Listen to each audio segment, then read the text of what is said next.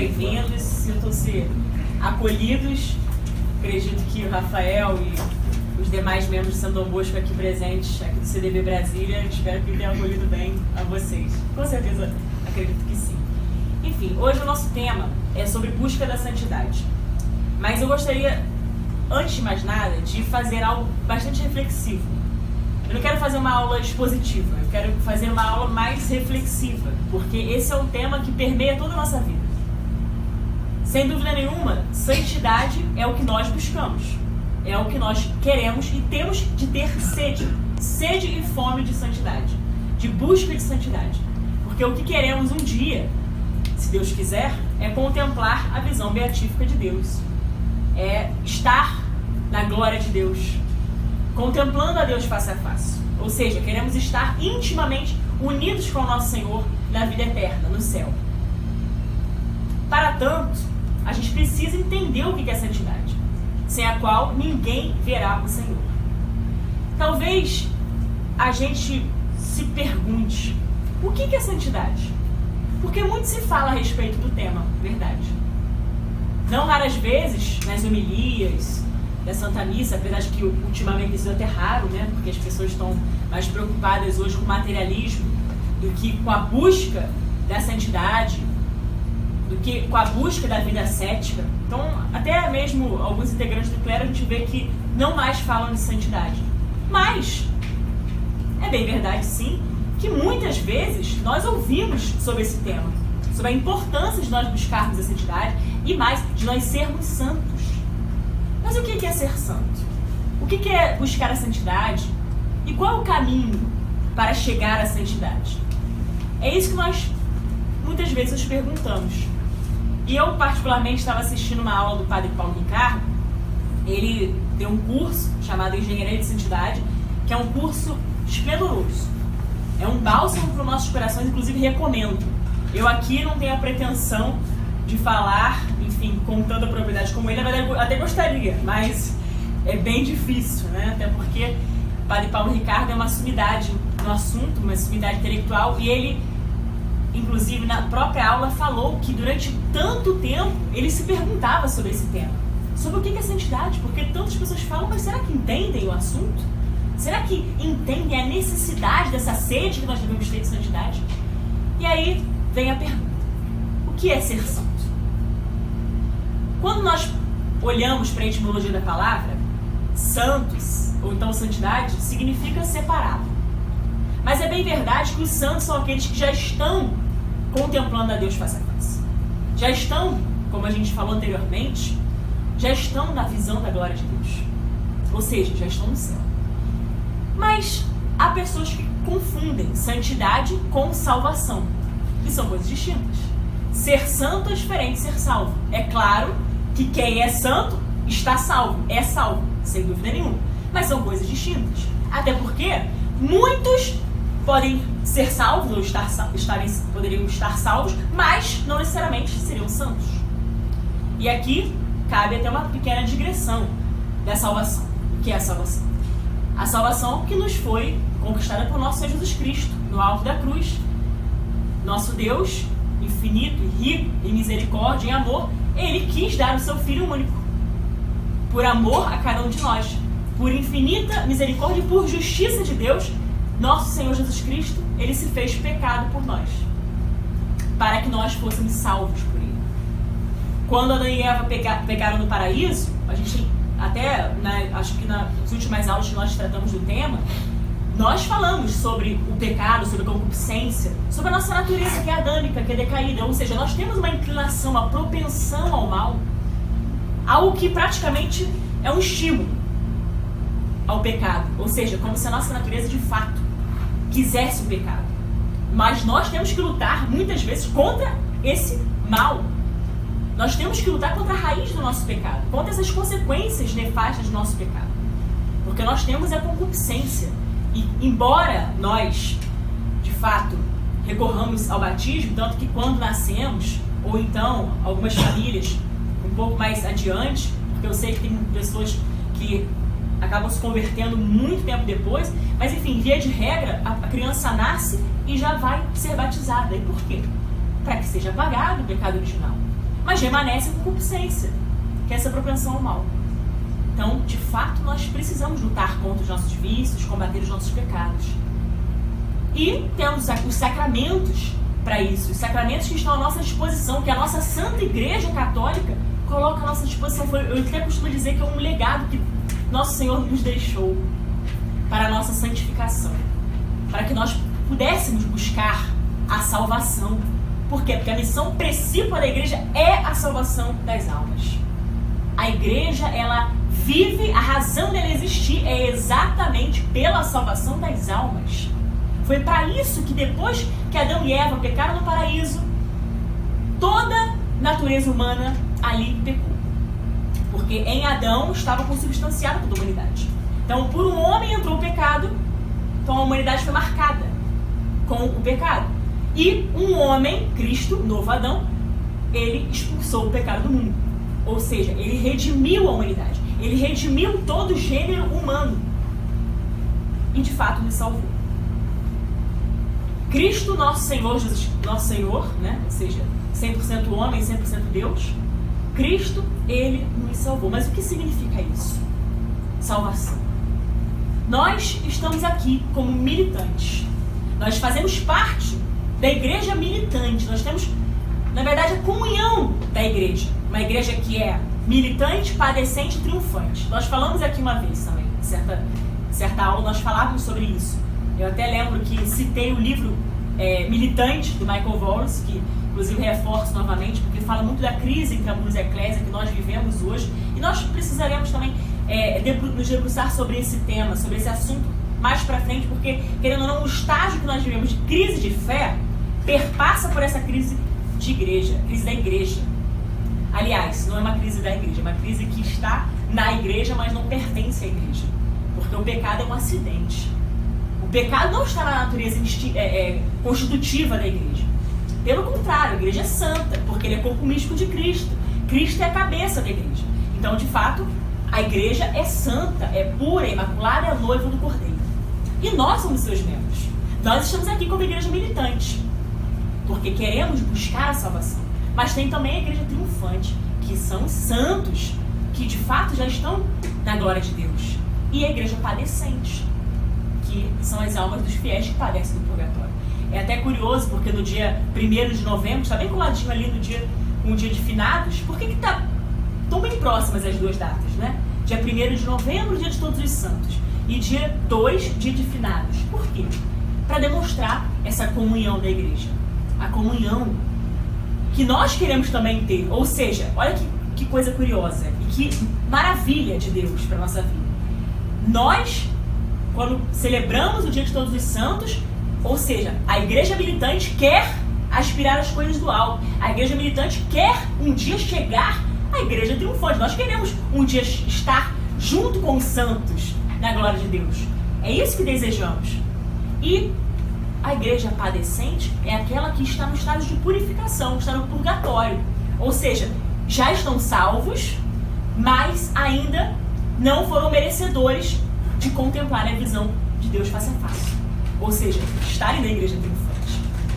Então a igreja militante reza pela igreja padecente e ambas desejam chegar à igreja triunfante.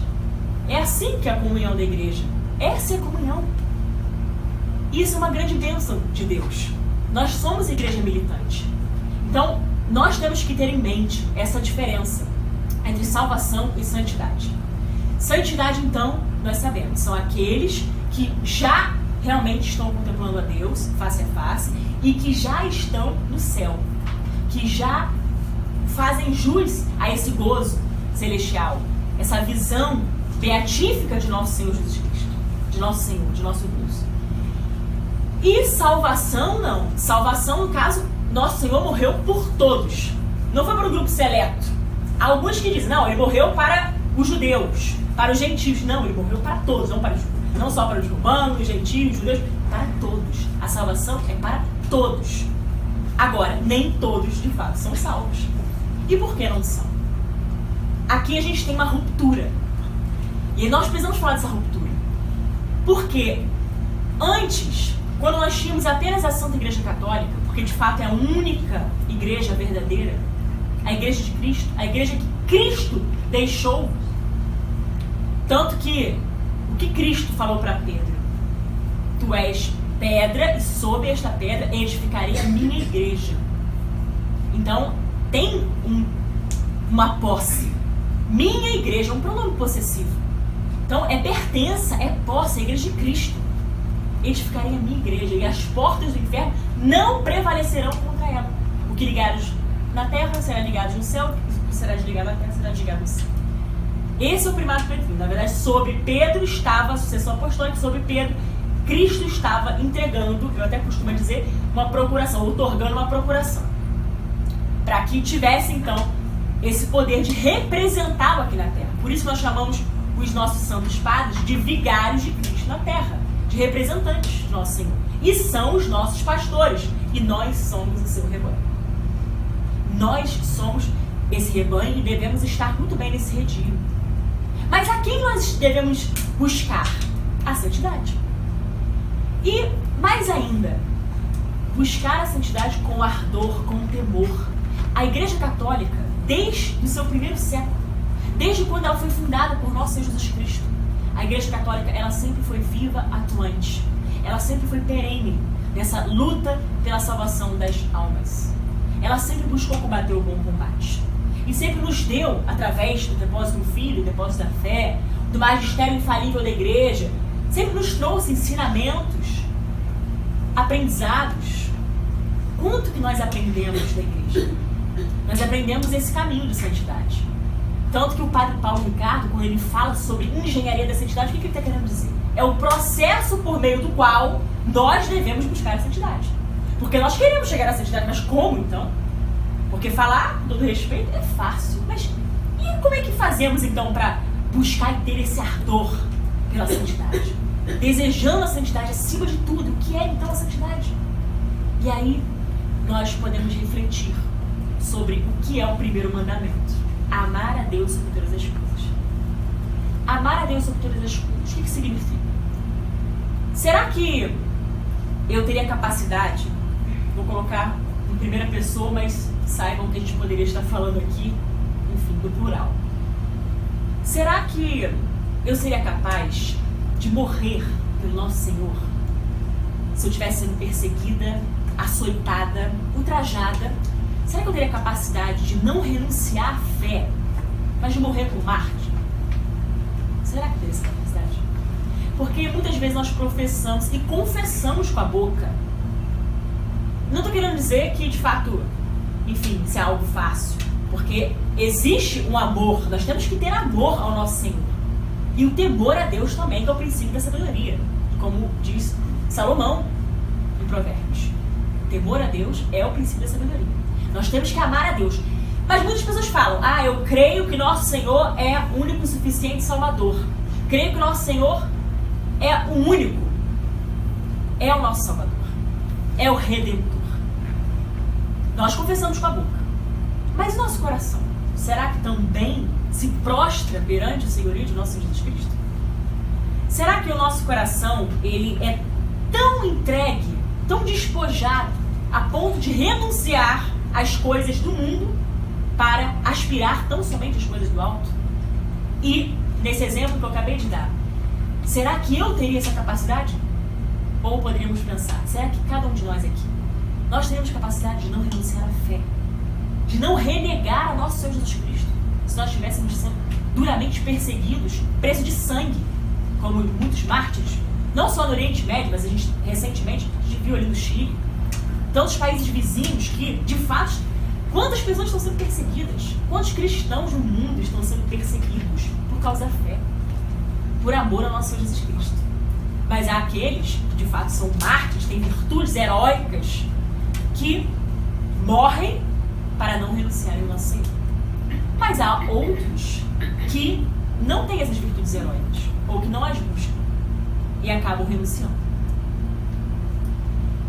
Eu fiz essa pergunta porque o nosso norte aqui é a santidade. E santidade é exatamente esse amor pelo nosso Senhor acima de tudo. Amar a Deus sobre todas as coisas. Aí eu faço outra indagação. Será que se a minha mãe estivesse no leito de um hospital, morrendo, passando alguma enfermidade, por algum problema, alguma enfermidade grave, será que eu teria a capacidade de dizer que eu amo mais a Deus do que a minha mãe? Ou será que eu culparia Deus pelo que minha mãe está passando? Eu acredito que esse tipo de crise acometa muitos, não raras vezes. Eu mesmo posso falar por mim, um breve testemunho, breve colocação. Em 2017, meu pai infartou. Ele estava jogando vôlei na praia e infartou. Eu estava no cinema e tomei conhecimento de que meu pai estava internado, mas não sabia da gravidade. Simplesmente a esposa dele me ligou e disse: corre para o hospital.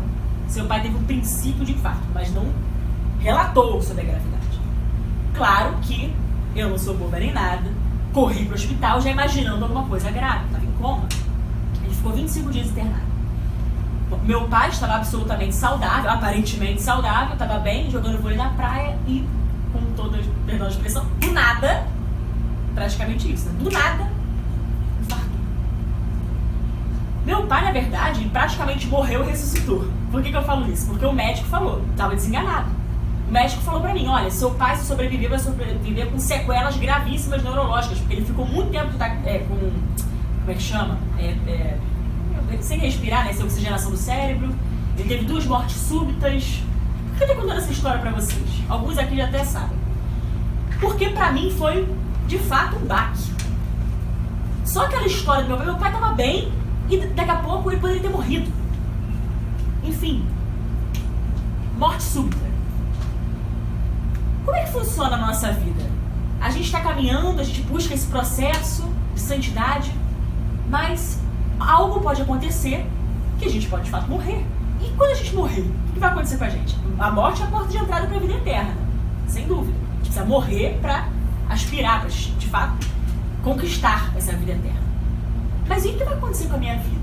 Será que eu estou trabalhando hoje? Será que eu estou dando o meu melhor hoje pela santidade? Será que eu realmente estou buscando multiplicar as virtudes e combater os meus vícios a ponto de que se eu morresse agora, ou daqui a alguns minutos, ou amanhã, depois, não importa, será que eu de fato seria merecedora da salvação? Merecedores nós não somos. Dignos nós não somos. Até porque a salvação não é algo que é por mérito humano. A gente busca as virtudes, mas não é um mérito humano. Pelo contrário, é a graça. E a graça é favor imerecido de Deus. Nós precisamos do auxílio de nosso Senhor, até mesmo para buscar a santidade. A santidade, essa busca, a santidade, não é uma obra humana, meramente humana, que um esforço humano nos faz atingir a santidade. Não. É uma obra divina. Ou seja, nós precisamos da graça, do auxílio da graça. Sempre. Nós precisamos recorrer ao nosso Senhor Jesus Cristo. Porque senão, de fato, nós não conseguiremos caminhar nessa vida tão atribulada. Mas eu fiz essas indagações, também contei um pouco dessa história para vocês, para que a gente faça uma reflexão verdadeira sobre como nós temos levado a nossa vida, o que nós temos feito, de fato, pela salvação da nossa alma e pela salvação de tantas almas. Quantas almas, quantas pessoas estão cativas, estão de fato em cativeiro? Quando eu te penso em cativeiro, por quê? Ou seja, estão aprisionadas no seu próprio pecado, estão presas nos seus vícios. Quantas pessoas, às vezes nós mesmos, estamos presos em vícios até ou ocultos ou aparentes. Às vezes a gente nega o nosso próprio pecado. Ou então a gente quer tentar santificar o nosso próprio pecado. Porque o nosso pecado a gente sempre tenta colocá-lo como se fosse algo menor do que o pecado do outro. O pecado do outro tem que estar em evidência, o pecado do outro tem que estar aparente. Mas o nosso pecado não. O nosso pecado a gente pode, com perdão da expressão, fazer vista grossa. Pois é. Mas quando acontece algo como aconteceu com meu pai, que ele quase morreu, eu acho que Deus de fato deu uma segunda chance para ele mudar de vida, mudar de hábitos. Não, quando eu falo de vida, não que meu pai tivesse uma vida não virtuosa. Não, meu pai sempre foi um grande homem, um grande batalhador, um grande guerreiro. Eu amo meu pai acima de tudo. Quer dizer, acima de tudo não, acima de Deus, claro. Mas eu digo assim, se a gente pegar uma comparação de pessoas humanas, né, enfim, de fato, claro que eu vou dizer que meu pai é uma das pessoas que eu mais amo na vida. Só perde para Deus. Agora, nessa situação, o que aconteceu comigo? Quando eu vi o meu pai, que é uma das pessoas que mais amo na vida, num leito de hospital em coma sem saber se ele ia voltar, sem saber se ele ia conseguir sobreviver. É claro que eu confesso, tive algumas dúvidas. Meu Deus, vai levar meu pai, como é que pode isso? Ao mesmo tempo que eu tinha certeza da virtude da fé, eu também tive dúvidas. Eu também tive uma certa crise, isso nos acomete. Agora, nós temos que saber enfrentar e temos que ter maturidade espiritual para nós enfrentarmos essas batalhas na vida, essas pelejas, ou seja, essas crises. E eu falo isso, minha gente, para que a gente possa, de novo, refletir e mais ainda, meditar. Meditar sobre o nosso estilo de vida, sobre a nossa filosofia de vida, sobre o nosso caminho em busca da santidade. Amar a Deus acima de todas as coisas. Será que eu amo a Deus acima do meu pai, da minha mãe, do meu marido, dos meus filhos? Será que eu amo a Deus acima de todos eles?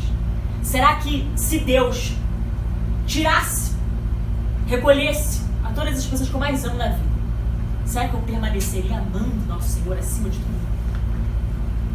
Lembram-se da história de Jó? Jó, tanto é que a gente tem até um ditado. Ai, a paciência de Jó. Por que a paciência de Jó? Porque Jó de fato perdeu tudo.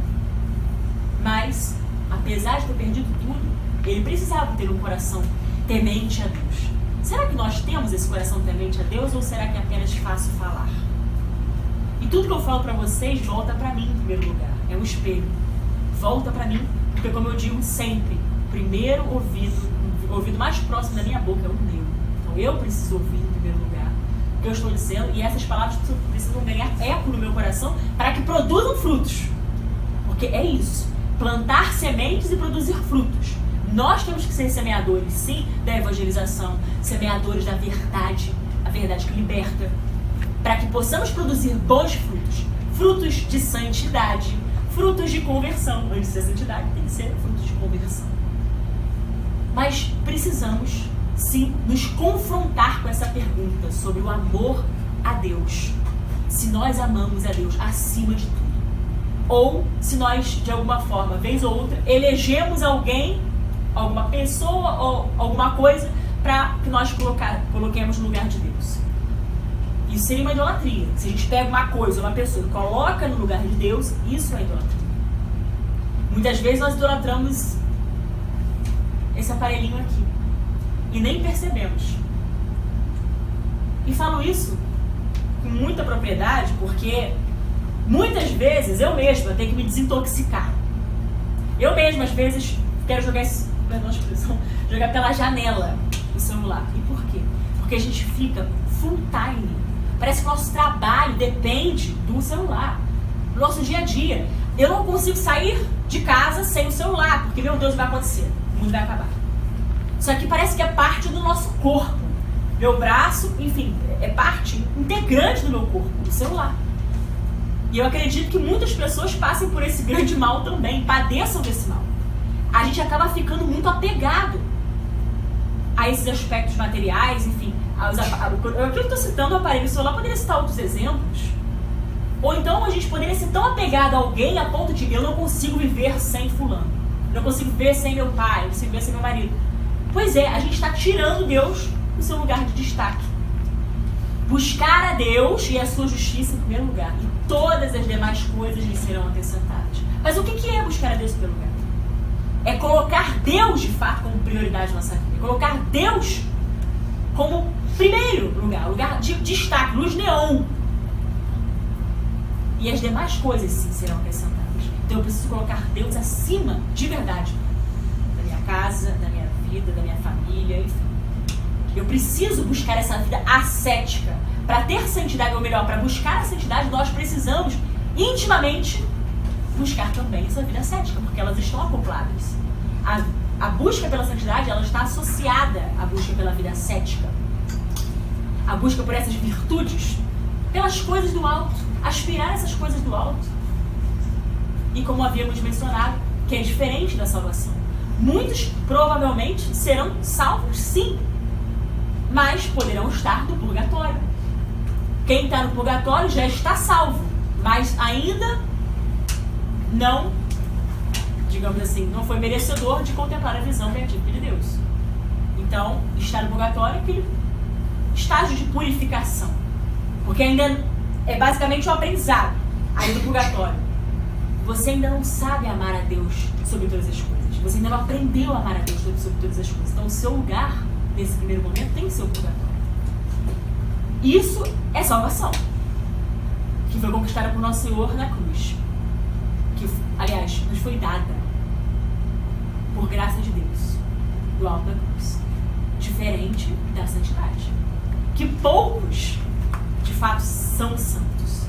Poucos são aqueles, muitos são chamados, mas poucos são os escolhidos. Verdade. E quando a gente pensa em santidade, quem é vocacionado à santidade? Todos nós.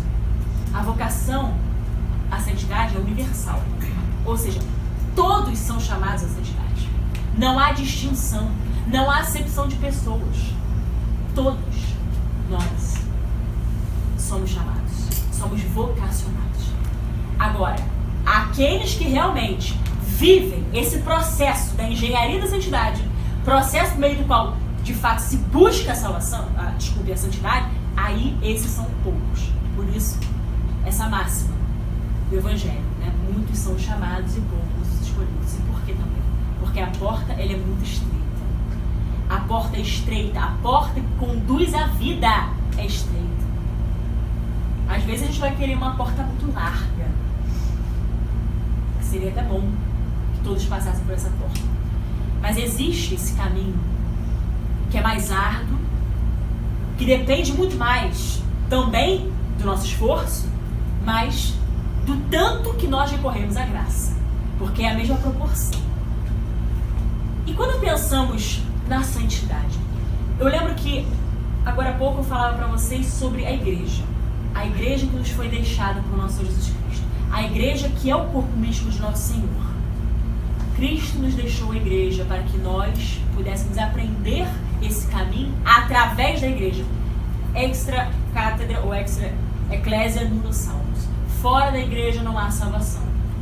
De novo, fora da igreja não há salvação. Então existe um caminho. Se somente Cristo é o nosso Redentor, o nosso Salvador, e Ele é a cabeça da igreja, só existe um caminho. Ele é o nosso mediador para a salvação. Embora, obviamente, nós possamos recorrer aos santos que já estão contemplando a Deus, nós podemos recorrer sim a eles, intercedendo por eles, pedindo, na verdade, eles intercedem por nós. Nós pedimos a intercessão para que, um dia, se Deus quiser, nós contemplemos a Deus nessa visão da glória.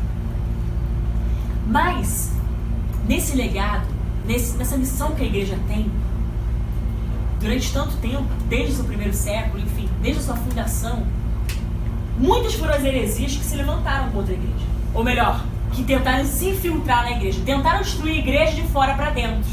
Não conseguiram. E qual foi o artifício, a estratagema do maligno, do demônio, para que a igreja fosse destruída? Embora sem eles, graças a Deus. Se infiltrar na igreja. Ou seja, as heresias muitas vezes elas se infiltraram para implodir a igreja.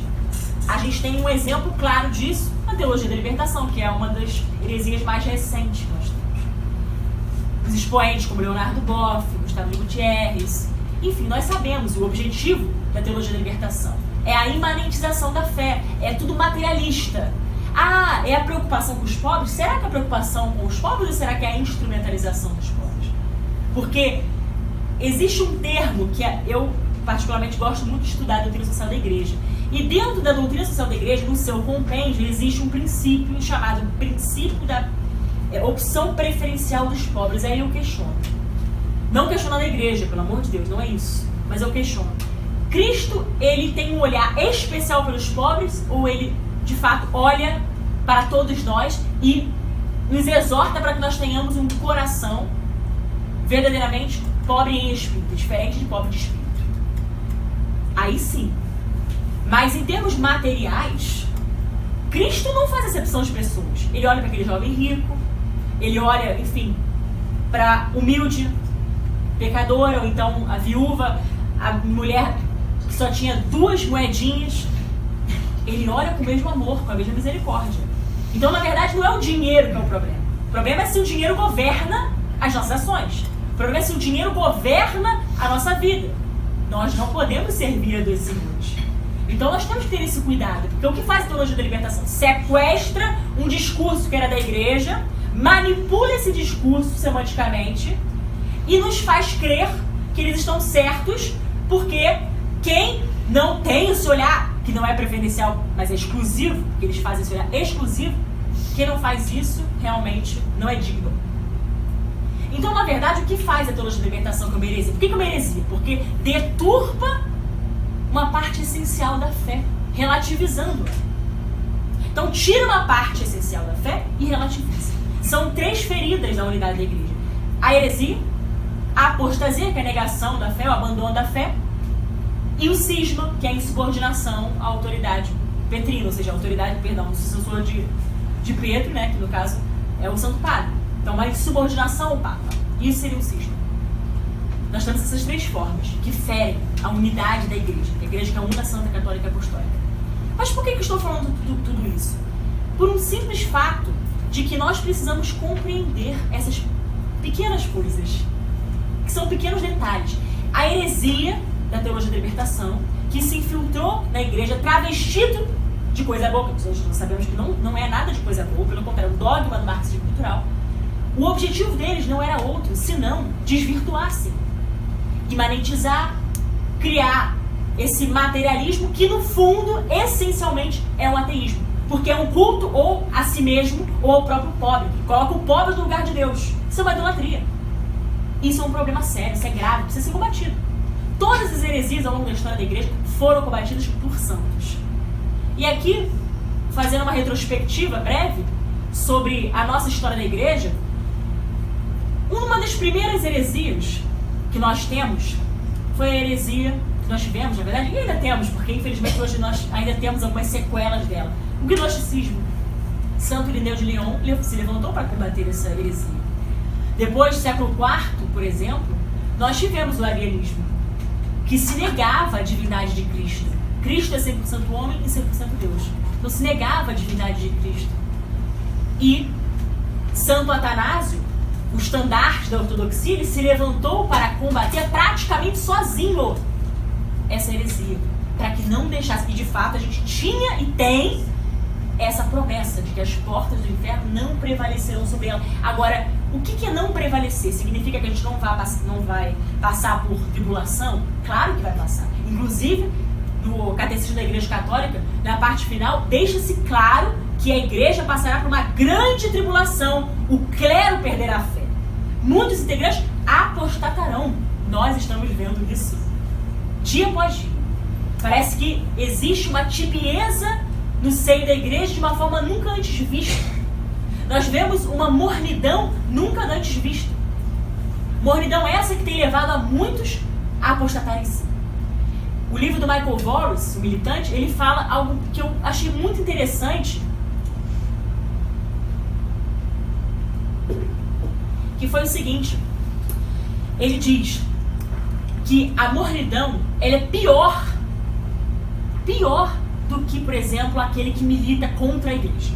Por quê? Aquele que é contra a igreja, que luta ativamente contra a igreja, a gente já sabe o que esperar. Mas e aqueles que estão em cima do muro, que não sabem se são quentes ou frios, ou seja, aquele que é morno? O que acontece? Eu lembro que na Liga Cristo Rei eu falei sobre isso. Sobre o ódio, porque Deus também tem ódio. As pessoas que o respeito humano dizem, não, Deus é amor e misericórdia, de fato. Mas Deus também, ele tem, sabe por quê? Ele colocou ódio entre a mulher e a serpente. Colocarem ódio entre ti e a serpente, entre a tua descendência e a dela. Ou seja, está falando de quem? De Maria Santíssima. Ali no proto-evangelho. Então, ali a figura clara de Maria Santíssima que pisaria a cabeça da serpente de todo mal que se levantasse contra os filhos de Deus, contra os seus filhos. E nós somos, de fato, filhos de Maria. E temos que ser escravos de Maria, além de filhos dela. Porque é entregar tudo ao nosso Senhor por meio dela, que de fato é o grande sacrário do nosso Senhor, o sacrário vivo do nosso Senhor. Porque foi ela que carregou, ela que trouxe a salvação ao mundo. Foi o sim de Maria que trouxe a salvação do mundo. Embora Cristo, sendo Deus, pudesse ter vindo de várias formas, com qualquer idade, com 10, 15, 20 anos. Ele poderia ter brotado com 30 anos, mas não, ele quis vir por uma mulher, Maria. Então foi um sim de uma mulher que de fato viabilizou, digamos assim, a salvação, a nossa salvação.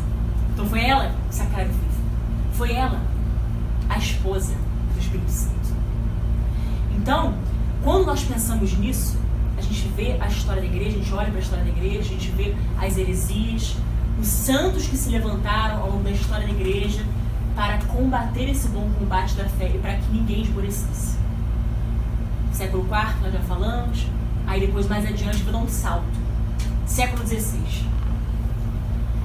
1517 precisamente. O que aconteceu em 1517, minha gente? Como? Reforma protestante, eu vi certo? Reforma protestante? Pseudo-reforma ou revolução protestante? Como vocês preferem? Pois é, porque no livro Revolução contra a Revolução, do Dr. Pílio Corrêa de Oliveira, que inclusive é um livro que eu super recomendo, porque ele narra bem, ele conta essa crise que nós vivemos, que na verdade antes de ser um problema de revolução, é um problema da nossa alma. O maior pecado está na nossa alma. É um problema de fato aqui na nossa alma. Para depois ser realmente, aí a gente viu ali, né, a história das revoluções, a Revolução Protestante, a Revolução Francesa, em 1789, e a Revolução Comunista. Mas eu vou me ater primeiro à Revolução Protestante, porque aqui, esse é o ponto que eu queria fazer, na verdade eu queria fazer não. De fato, houve uma ruptura, porque nós tínhamos uma visão de santidade. Santidade é, de fato, aquilo que nos faz nos unir a Deus intimamente, para contemplar a visão de Deus, aqueles que têm virtudes heróicas e pela igreja, que é essa autoridade máxima de Nosso Senhor aqui na terra, através do santo sacerdote, do santo padre, ele, através da canonização, etc., se consagram os santos. Ou seja, nós sabemos quem são os santos através da nossa Santa Igreja. Pois é, mas o que aconteceu no século XVI, 1517, com a Revolução Protestante? Houve uma crise através do relativismo, que foi permeada por conta do relativismo. Lutero se insurgiu contra a igreja. Lutero, que era um abade, ele se insurgiu contra a igreja, contestando dogmas da igreja. Dogmas são verdades de fé. Isso não se contesta. Nós podemos, de fato, nós como seres humanos, a gente até questiona certas coisas, mas nós não podemos contestar dogmas de fé, porque a Igreja Católica é um lugar de obediência. Nós devemos obediência à Igreja Católica. E nós devemos obediência ao nosso Senhor dentro da Igreja Católica. Isso é uma evidência. Mas o que Lutero fez? Colocou um grupo contra a Igreja Católica e fundou sua própria igreja. É até interessante rememorar as palavras de Cristo. Cristo não falou assim: tu és Pedro e sobre esta pedra edificarei a igreja de Lutero. Ou então sobre Lutero edificarei a minha igreja. Ele não falou isso. Ele falou sobre a igreja, no caso sobre Pedro, ele edificou a igreja dele, Cristo. Então, quem é Lutero na fila do pão? Mas quem é Lutero na fila do pão? Lutero foi aquele que realmente, através da Revolução Protestante, instaurou o caos. E falo isso com propriedade porque instaurou o caos porque ele criou ali, abriu um precedente fortíssimo para o relativismo. A ditadura do relativismo começou pela Revolução Protestante. Hoje nós estamos colhendo esses frutos. Eu respeito muito os protestantes, de modo geral, porque de fato são pessoas humanas, e muitas pessoas, eu diria até todas, ignorantes, não têm noção. Mas nós temos esse dever de levar, ou melhor, de sermos holofotes, levarmos a luz, para mostrarmos que eles estão no erro. E nós não podemos ter respeito humano. Porque meus irmãos protestantes, vamos respeitar a sua fé. Entenda, eles podem amar a Deus de fato, não duvido que amem, mas eles estão no erro. A igreja de Cristo é a igreja católica, e fora da igreja não há salvação. Quer dizer que nenhum protestante pode ser salvo? O catecismo da igreja católica diz: Cristo tem meios próprios para salvar a vida de uma pessoa. Tanto que a igreja nunca falou fulano foi para o inferno, nunca citou nomes nesse sentido. Há grandes indícios, nós percebemos. Hitler foi para o inferno? Tudo indica que sim, tudo que ele fez. Mas a igreja nunca falou Hitler com certeza foi para o inferno. Há grandes indícios, fortes indícios, mas não há nominal. Ou seja, a igreja não está nominando ninguém. Por quê? Porque, de fato, seria até um atentado contra a misericórdia. Não estou querendo pegar a pessoa de Hitler, estou dando só um exemplo hipotético. Mas fato é que a igreja, ela não bota nomes, porque ela acredita, ela sabe que existe a misericórdia e que existem meios próprios para salvar a vida da pessoa, mas existem caminhos também, Na verdade, existe um caminho, que é a Igreja Católica. Então, o que faz Lutero? Lutero cria uma ruptura, porque antes se falava de santidade, antes se vivia e se buscava verdadeiramente santidade, com os meios que a Igreja colocava à disposição. Os sacramentos são esses meios, sinais visíveis da realidade invisível. E Lutero, simplesmente, quando aparece, diz, só a fé é sinal de salvação. Só a fé basta, só a graça, só a graça, só a escritura, só a escritura. Quer dizer que a escritura caiu assim, de capa dura, entendeu? E caiu ali, brotou na terra. Quem é o depositário dessa escritura? Não. Enfim, chega a ser até uma loucura, porque quem veio antes, o ovo ou a galinha? Pois é, quem veio antes? O ovo ou a galinha eu não sei, mas com certeza a igreja veio. Com certeza, entre igreja e Sagrada Escritura, nós sabemos que a igreja veio antes, o magistério, para de fato nós temos ali a Sagrada Escritura, o cânon. E o que fez Lutero? Olha, existe um cânon, já está aqui, eu só vou tirar 7 livros para ficar diferente. Preciso fazer uma coisa diferente para dizer que é uma igreja diferente. Então, vamos tirar 7 livros. Foi o que ele fez. Copiou e colou, né? Pegou a Igreja Católica, aí mudou umas coisinhas ali, claro, e pronto. E criou o relativismo. Aí diz o seguinte, olha, livre exame, tá? Então você pode interpretar a Bíblia como você quiser. Então é aquilo. O Espírito Santo fala para você de uma forma e o Espírito Santo fala para mim de outra forma. Eu até falei isso uma vez, eu espero não estar incorrendo em grave pecado. Eu falei, o Espírito Santo é esquizofrênico, porque ele não pode falar para mim uma coisa e falar para você. Não existe isso. Por isso que existe a necessidade de nós recorrermos ao magistério infalível. Nós precisamos recorrer a esse magistério porque, de fato, a interpretação cabe a essa instituição sagrada que nosso Senhor nos deixou, que é a igreja. É a igreja que nos mostra retamente a interpretação, porque senão nós erraremos. Nós, se interpretarmos livremente, nós vamos cair no erro, isso é um fato. Nós não podemos cair nesse vício, que muitas vezes é um vício do livre exame. Interpretar ao bel prazer. Então, por isso que criam-se várias seitas, igreja em cada esquina. Igreja não, comunidades eclesiásticas. Em cada esquina. Comunidades eclesiásticas, porque a igreja é uma só. Mas comunidades eclesiásticas porque pegam partes eclesiológicas que são importantes e colocam para travestir como se fosse uma igreja. Não é uma igreja. Tem muitos amigos protestantes, mas não podemos nos furtar de falar a verdade.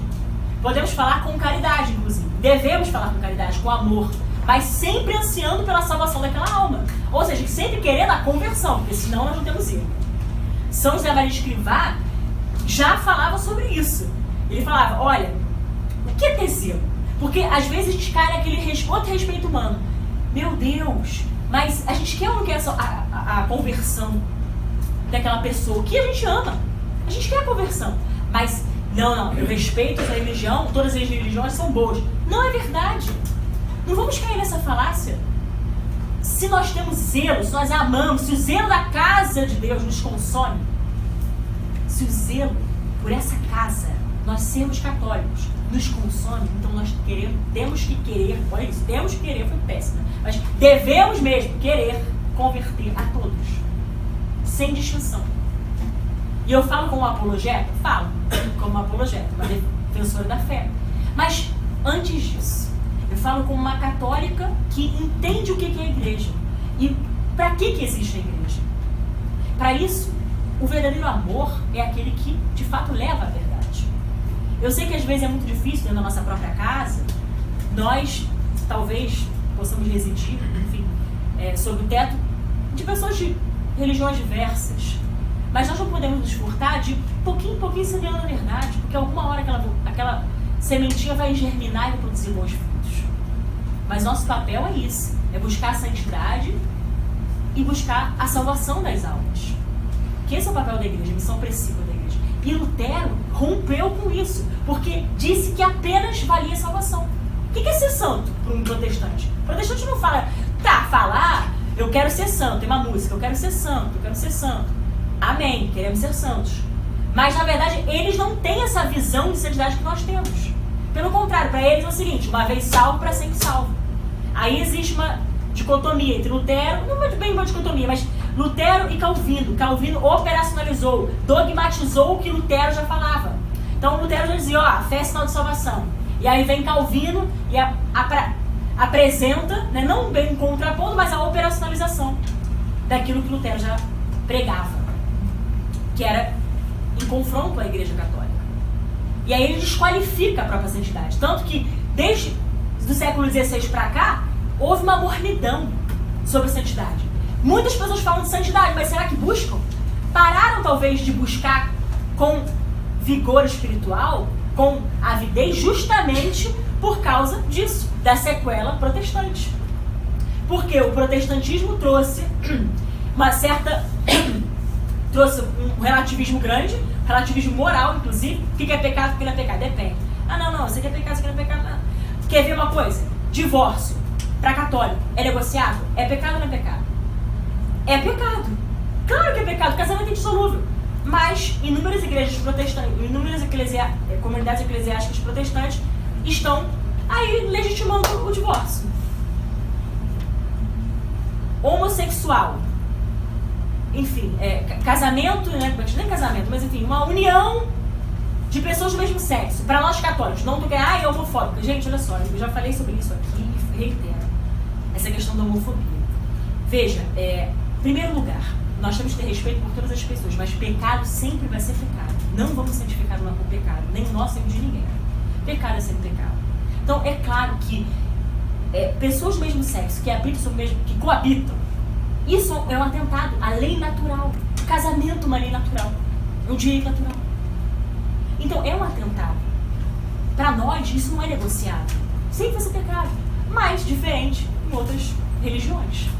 Então, vai ter um abismo entre nós. Mas eles não buscam essa santidade da forma que nós. Pelo contrário, eles falam somente em salvação, como se uma vez salvo fosse sempre salvo. É aquilo, eu canso de perguntar. Tá, uma vez salvo para sempre salvo. Enfim, uma vez salvo para sempre salvo. Então a pessoa no futuro pode ser, sei lá, um assassino transformado num genocida que vai continuar salvo? Ah, se ela confessar Cristo como nosso Senhor e Salvador. Gente, isso é algo estapafúrdio. Porque a nossa boca fala do coração tá cheio? Sim. Mas nós precisamos ver o nosso coração, o que diz. O nosso coração que realmente precisa culto, não só cultuar, mas precisa adorar nosso Senhor de todas as formas, com toda a nossa alma, com toda a nossa força, com todo o nosso coração. Nós precisamos amar a Deus, adorar a Deus acima de todas as coisas. Amar a Deus sobre todas as coisas, apesar de todas as diversidades, enfim, tribulações. Esse é o caminho da santidade. É buscar cada vez mais conhecer e amar a Deus. E conhecer e amar a Deus significa conhecer também a Igreja Católica. Porque é ela que nos ensina e nos instrui no caminho da retidão. É ela que nos ensina nesse caminho para a santidade. E Lutero quis tomar de assalto isso de nós. A fé sem as obras é uma fé morta. Então nós precisamos de obras de misericórdia. Nós precisamos ter a fé que é um dom de Deus. Aí tem uma diferença. O que é fé? A fé é uma virtude teologal? Sim. A fé é um dom de Deus. Que na graça santificante do nosso batismo foi infuso em nós. Foi ali, infuso, na graça santificante do batismo. A fé é um dom de Deus. E nós precisamos irrigar cada vez mais a nossa fé. Precisamos buscar o crescimento espiritual. E aí, já caminhando para o fim, porque eu acabei de ser notificada, pedi para me avisarem quando fosse 8h20, Mateus 11:12. Mateus capítulo 11, versículo 12.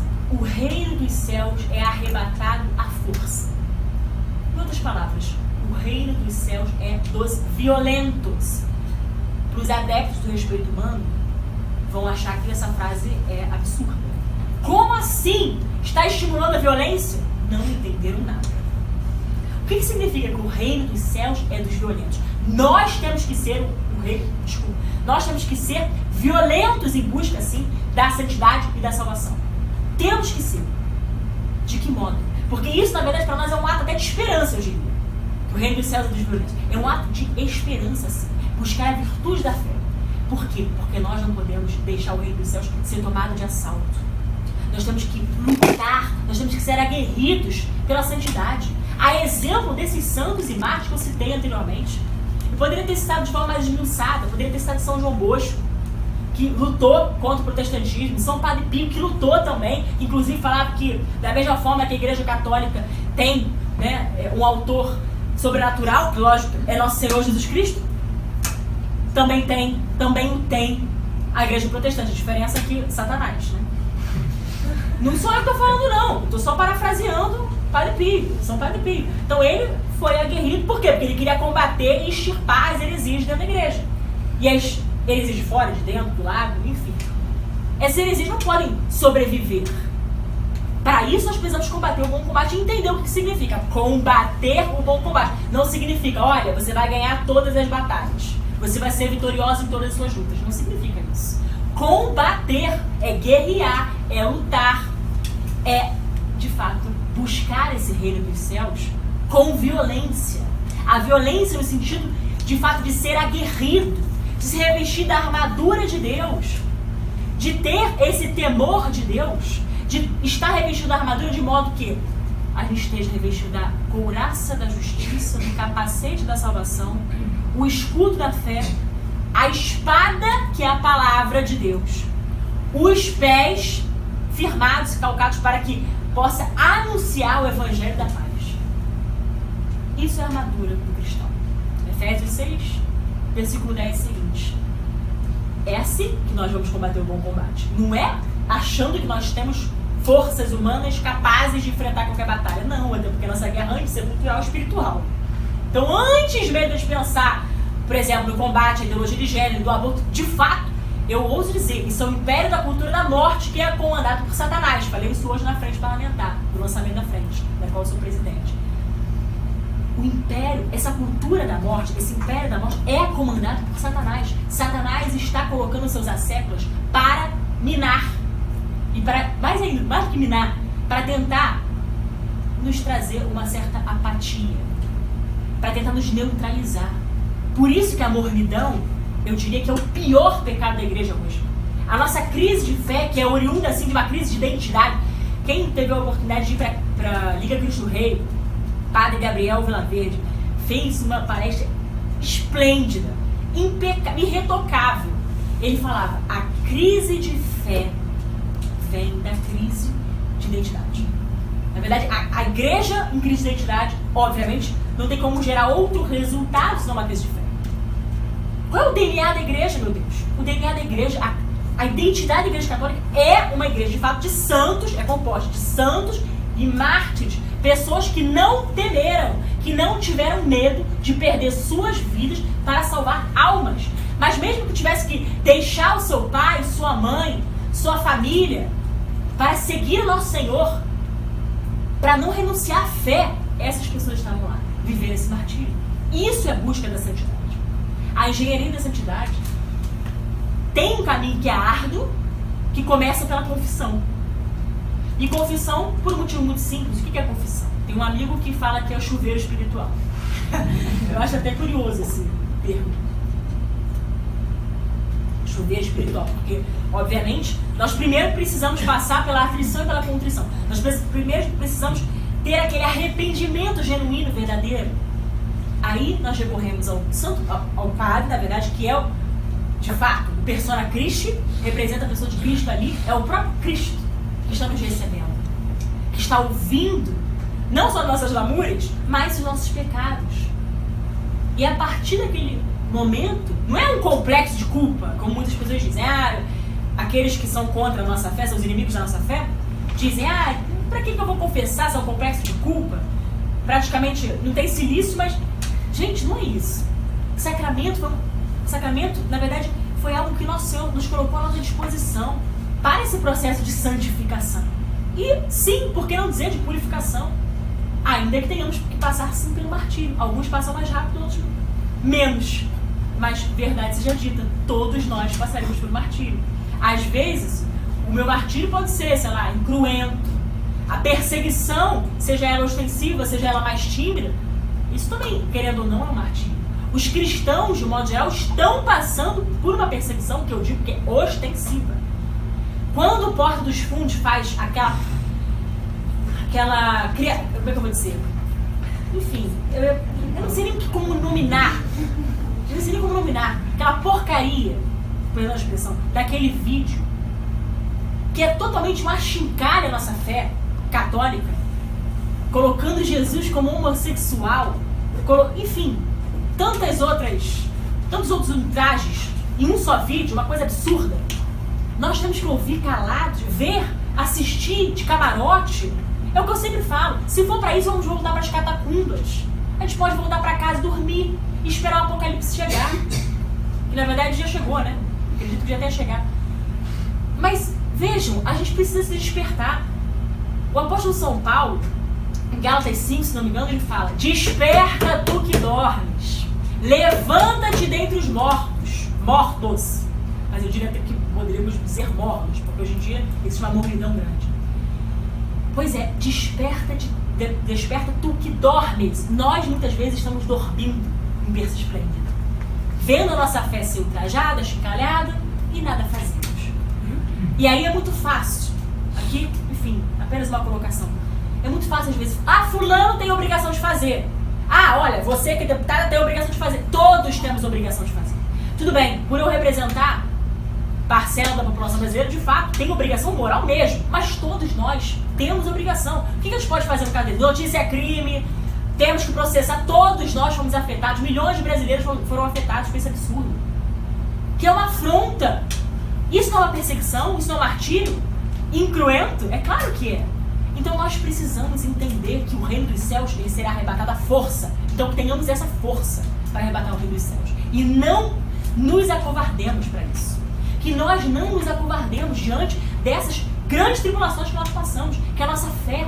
Muitas vezes pessoas querem ferir de morte nosso legado, ou até mesmo dogmas de fé, querem desvirtuar, tirar pessoas do caminho de Deus, e nós temos que estar lá para fazer esse contraponto, mas para trazer de volta, lançar essas redes para trazer mais almas para o reino de Deus. E aquela ovelha desgarrada, a gente precisa fazer o quê?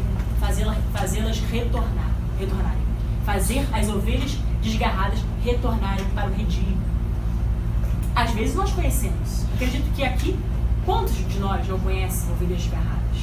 Pessoas que eram católicas, atuantes, mas por alguma razão, uma crise de fé, enfim, se desencaminharam. Pois é, isso é triste. Não pode ser visto por nós como um indiferentismo. Nós não podemos ser indiferentes, nem à dor de ninguém, nem à perda de fé. Porque isso nos diz respeito, porque nós somos católicos. Católicos, né, de origem da palavra, quer dizer universal. Nós todos pertencemos à Igreja Católica. Temos que lutar por ela. Defender a honra da Igreja Católica. Defender a sua dignidade.